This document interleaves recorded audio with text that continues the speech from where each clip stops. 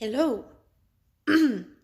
So I'm not having a good day, but I'm never having a good day. Um, there will be a time when I'll be doing these video diaries and I'll be able to talk about all the awesome things that are happening in my life, but today is not that day. Um, Alarm went off as usual. I forced myself out of bed after quite a bit of sleeping in, but I got up and made oats for breakfast. So I actually had breakfast today, unlike the previous mornings. um, so I had breakfast in lieu, I guess, of a coffee and a handful of supplements and, several cigarettes. I don't have that chemical taste in the back of my mouth. So I guess that's coming from the Valium. When I've been taking that to try and manage my anxiety over the last couple of days. Today I don't even want to bother trying to be strong. Today I'm a heartbeat away from just writing the rest of the day off, even though I made a list of things to do to keep me sober and safe. Have I been triggered? I don't know. Maybe a little bit. I don't know. I really don't. I obviously didn't do a video yesterday. I can't even remember what happened yesterday. What did I do? I had a client first thing in the morning. That was wonderful. So I got up, saged the room, did the treatment, and ticked a lot of fucking boxes. Like, I came up with this list yesterday, and I did everything on it except have a bath, read a chapter of each book and take notes. I have 3 books that I had there. Progressive muscle relaxation, listening to a sleep story, and washing the dishes. So I ticked a lot of boxes as far as for my business goes. I am still investing a lot of time and effort into the business because I need that stability. I guess, I also need mental stability too, but I think having finances will obviously lessen a lot of that stress too. So yeah, and then got stuff done. Got through most of the day. I think I got to about 11 o'clock, and fuck it, smoked a bit before I went to bed. I was in bed by 12:15, so that's already at least a bit of a victory there. I'm getting to bed a bit earlier, so getting out of bed was a little bit easier too, I suppose. But what's happened today? I was booked in for a massage, free massage for a school that's doing assessments today, sorry. And it was going to be for a remedial massage. So I guess I came in with some pretty high expectations. And when they asked, what am I presenting with, I said, look, well, and I used a lot of shorthand, so neck and shoulder tension, upper cross syndrome, and ulnar neuropathy. And I was taken through a postural assessment, and that's it. So no cervical compression distraction, no upper limb tension testing, nothing like that. So, and the treatment itself was, I could tell by the strokes, it was relaxation with trigger point therapy. And every time, and I said, I need really firm pressure through my traps. They do not budge without a lot of deep pressure. You just need to keep doing compressions, or don't be afraid to, I'm not one of those no pain, no gain people. Anyone who comes to see me as a client will know I am not a no pain, no gain person. I do not believe that you need to inflict pain on someone in order for them to be healed and treated necessarily. But I am trying to communicate it feels like my muscles are resisting you. They're not. They're just super hypertonic, and they need to they kind of need to be compressed.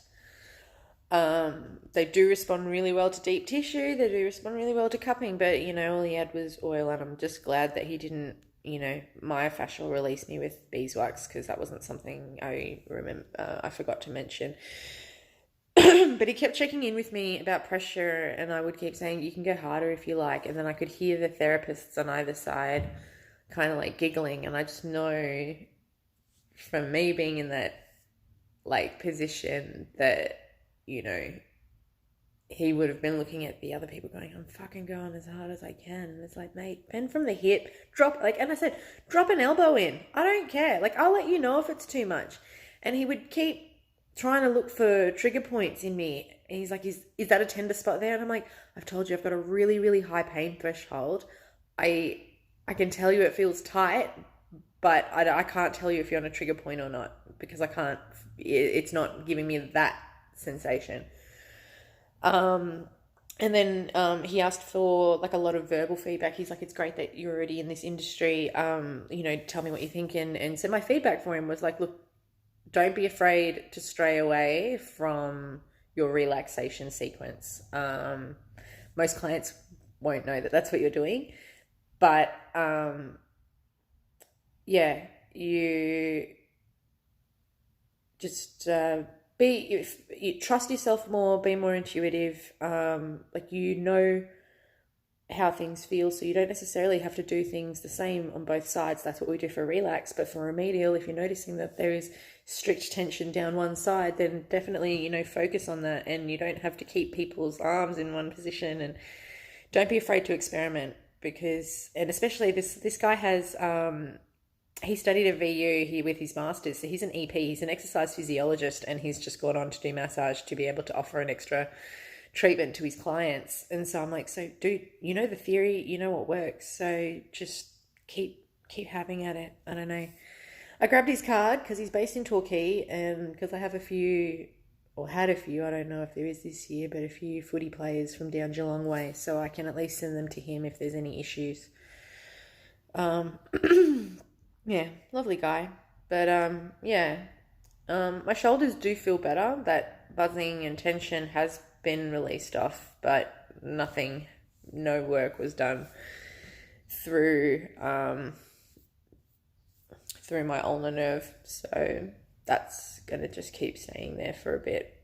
And then I came home, and I don't know, just having a conversation with a friend and realizing where miscommunication or misunderstand, like, just when people's anxieties don't play well with each other. And I noticed that that's a lot of the case. And it's hard, because I think what I need to really do is surround myself with people with good mental health, or good self-esteem, or healthy self-love, or healthy boundaries, or whatever, so that like, either through osmosis or through inspiration, like, I can keep watching them and I don't know, be inspired and stuff. But it's like, my black dog doesn't play well with other people's black dogs, and that's why I'm isolated. And more shit's happened. I don't know, I checked my phone to see if I had any messages from anyone. I'm kind of hoping to hear from Pete. I'm just feeling really alone today. And nothing. But then I saw that I've actually received 2 messages from Jonesy. And they're very, very strange. And he's talking about dirty talk online and great chat this afternoon. So I don't know if there is someone with the same name as me online that he thinks he was chatting to and having what sounds like cyber sex or something, because it certainly wasn't me.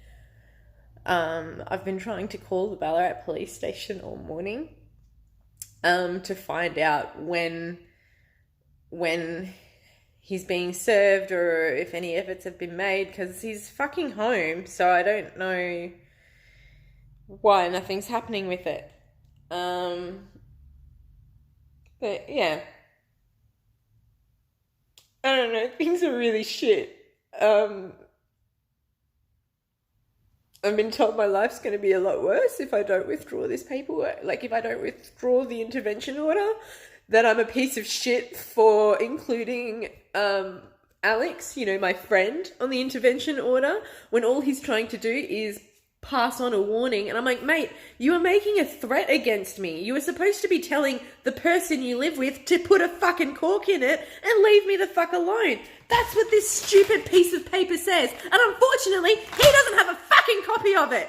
So what the fuck am I supposed to do? Like, I have pushed for an immediate safety intervention order in place because the level of distress is actually going to push me to a fucking attempt suicide. And they're not doing anything. So, the only thing that is stopping me from killing myself right now, and I'm really hesitant to be putting this up on the internet because people are going to put it, and show it as evidence. But I tell you what, I have called the hospital. I have called so many people anytime I have felt like I am in this situation. And I just get passed back and forth between services. I am not in enough crisis to need inpatient support. There is not enough outpatient support for people like me. They'll be like, you're fine. You're seeing your psychiatrist on Tuesday. You're seeing your psychologist the week after. You're linked into enough services. Just keep practicing self-care. Keep doing these activities. Just try to, keep on top of everything, and it'll all be fucking fine. Yeah, it will all be fucking fine. The only thing that is stopping me from killing myself is thinking that my cat will die. And that's the straight up truth. Because no one checks in on me. I genuinely wonder how many days of no social media posting or not hearing from me before people start to actually wonder, is May okay? We haven't heard from her in a while. The truth is, it's fucking 0, which means my cat would die. It doesn't matter. I don't give a shit if I'm lying dead in bed and there's shit and piss and vomit and whatever everywhere. It doesn't matter about me. I just care that my cat might starve to death. So I don't know what to fucking do about that. When I go and buy rope today, should I buy her another box of food and just all these fucking bottles of water and then just leave fucking pack all these kitty litter trays everywhere so that she's at least going to be looked after, hopefully, before someone else gets here. And I don't fucking know, this is how my brain reacts when I'm incredibly distressed. It doesn't mean that I'm going to fucking act upon it, okay? Because there is nothing to act upon. I am intentionally I'm going to take my antidepressants. I always take them and I never abuse them because I do not want to end up fucking brain damaged, and I'm trying to do everything that I can to get better, okay? So I will still always take my mirtazapine every day. Don't worry about that. But today I'm appreciating not tasting Valium at the back of my throat all the fucking time. So today I don't want to be strong and try to truck along through it and keep building my resilience because I don't want to. I don't want to today. What's the fucking point? And so, because of that, you don't have to worry about me. I'm not going to kill myself because I don't want to take an ibuprofen or a paracetamol overdose so that I have to keep tasting chemicals for the next however many fucking days, okay? I don't. I'm allergic to the antidote for paracetamol anyway. And because I keep showing up to there with paracetamol overdoses, the emergency staff are actually at the point where they don't give me an antihistamine. So I'm having a severe asthma attack for 24 hours while they're giving me the antidote.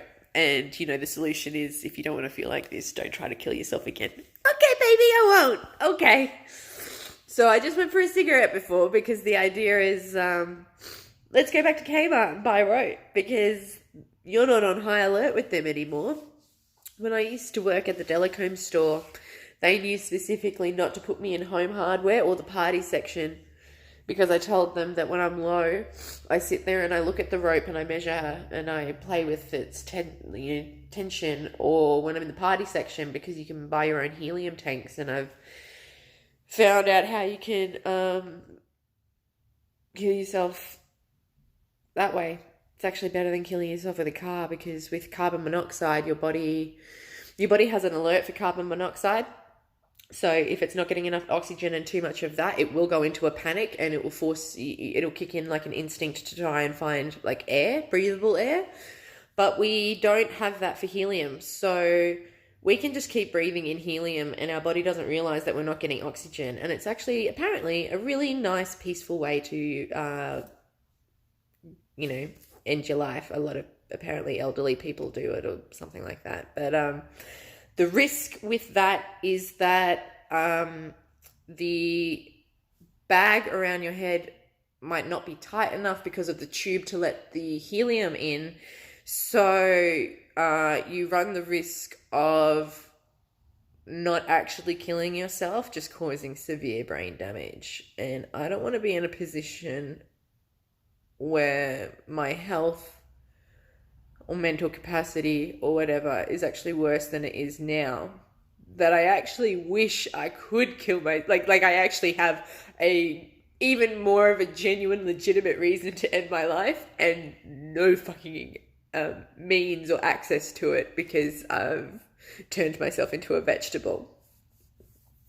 And let's face it, I don't need to create any more resentment from my family that, they have to come and look after their retarded daughter because she keeps trying to kill herself. Like,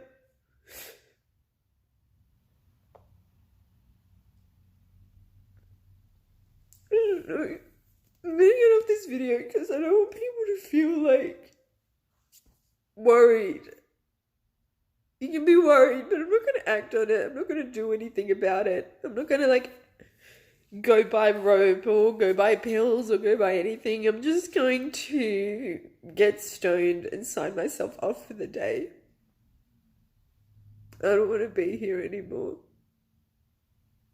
I give up.